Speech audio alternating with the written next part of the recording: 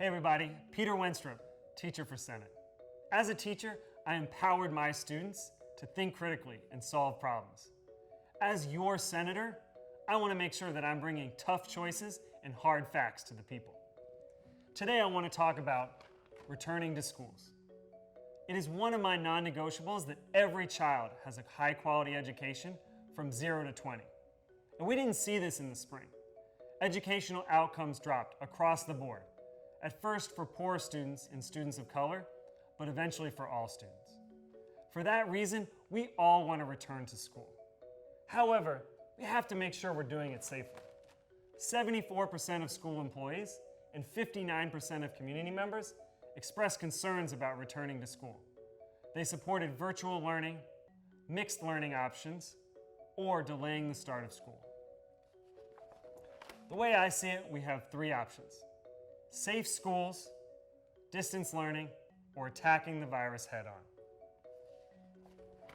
Scientists say that we need to get to a positive testing rate of 5% before we reopen schools. At this rate, we're catching enough cases through enough testing that we're able to isolate people who are sick. If we do this, we could return to school, but we'd still need to put in safety measures.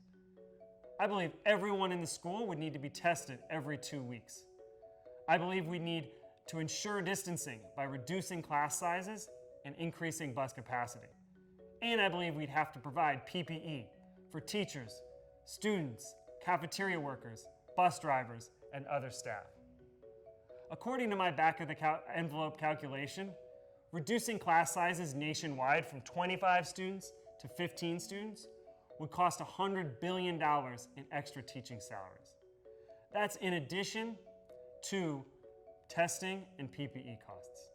For that much money, I think we need to consider attacking the virus directly, getting to a point as the greatest nation in the world where we have fewer than 5 cases per million and we can safely reopen schools and businesses. There are many ways to do this.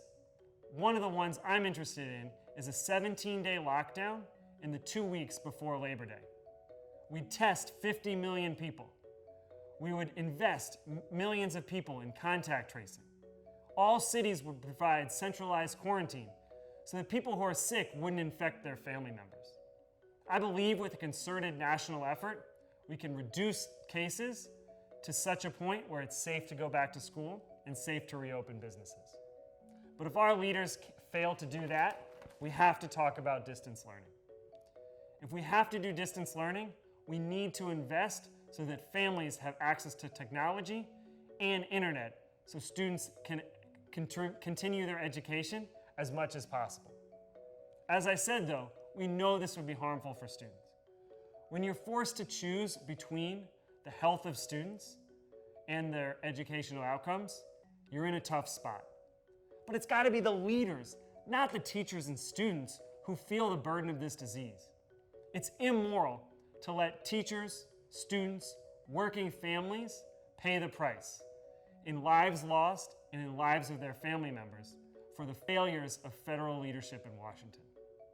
As your senator, I will help empower people in Louisiana to defeat this disease and ensure high-quality educational outcomes for all students. They're my students, it's my community, and that's my pledge.